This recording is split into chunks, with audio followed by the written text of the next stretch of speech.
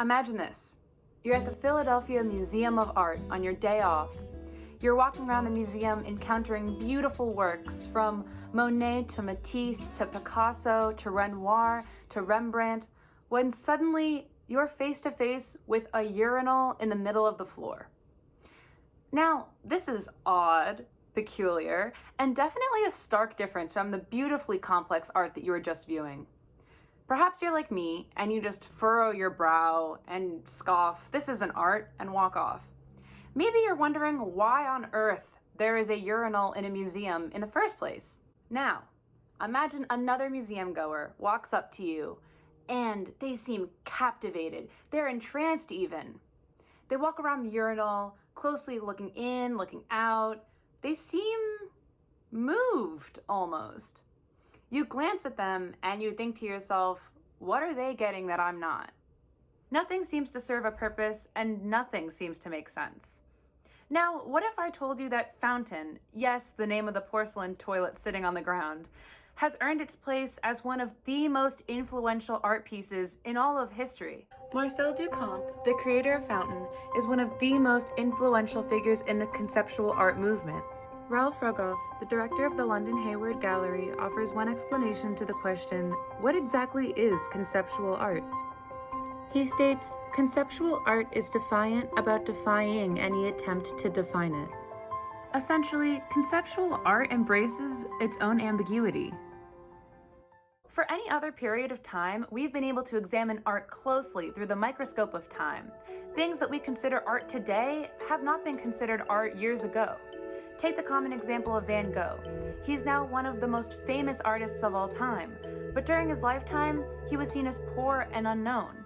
When Van Gogh was alive, realism was so highly valued that his critics said that Van Gogh's artwork was sloppy and crude.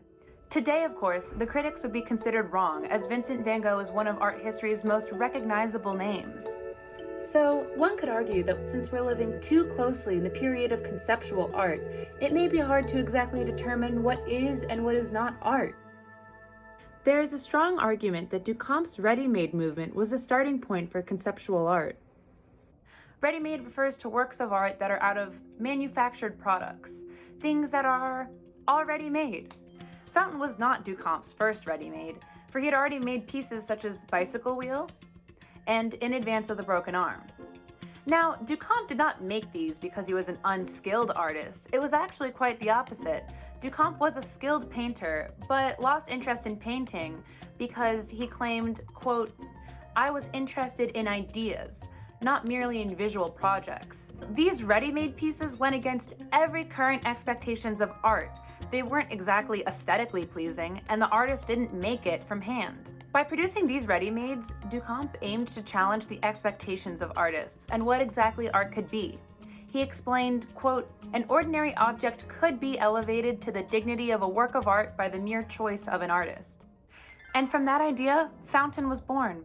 In case you need a refresher, Fountain is just an ordinary porcelain urinal, turned on its side and signed in the front. So, out of all of Duchamp's ready-mades, why is this one so important? Well, this piece was so controversial that it would change the art game forever. It all begins in spring of 1917 in New York. Marcel Duchamp was one of the founding members of the recently formed Society of Independent Artists. The society prided itself on being non-juried.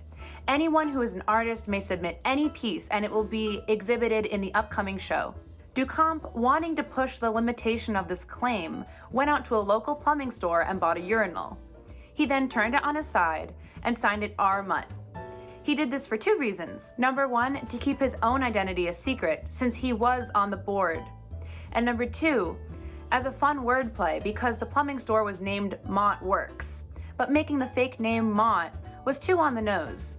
So thus, the alias R. Mutt was born. With the new urinal art piece, Duchamp decided to submit Fountain to the committee for the upcoming show. Duchamp watched with disappointment as his fellow board members decided not to show Fountain due to the crude and taboo nature of it being a urinal. In response to the hypocrisy of this seemingly open-minded jury, Duchamp promptly resigned. He then smuggled Fountain out of the society and brought it to his friend Alfred Stieglitz to be photographed. Later, the original porcelain urinal either was lost or destroyed, and the black and white photo by Stieglitz became a staple of art history and still serves as the only evidence of Duchamp's original piece. So let's break down why this is so important. When Duchamp entered Fountain to the Society, of course he wasn't trying to compete with the paintings or sculptures, but he was trying to make a statement about what art can be. He posed a question that wasn't really asked before. What makes something art? If the art is proposed as art and the artist says that it's art, then who are you to say it's not? Duchamp knew that defining Fountain as a work of art would spark an important discussion. One of the clearest explanations of Fountain comes from an anonymous editorial believed to be written by fellow artist Beatrice Wood. It read, "Whether Mr. Mutt with his own hands made the fountain has no importance. He chose it. He took an ordinary article of life, placed it so that its useful significance disappeared under the new title and point of view, created a new thought for that object." This quote emphasizes three major things. Simply choosing an object is a creative act. Choosing to alter the function of an object makes it art, and displaying it with a new title ascribes new meaning to that object. Again, this is revolutionary because Duchamp changed the perception of art, from the eye to the brain, from the art to the artist. What I mean by this is that Duchamp encouraged us to think and to ask questions. Why did he choose this? What makes this so important? Whereas when we view traditional art like paintings, we're so caught up in aesthetics that we only take the art for face value. For his later art shows, Duchamp created reproductions of Fountain, so the ones that are on display are only replicas of the real piece, which is forever lost. But nonetheless, Fountain still stands as one of the most captivating and controversial art pieces in the 20th century, and perhaps of all of art history.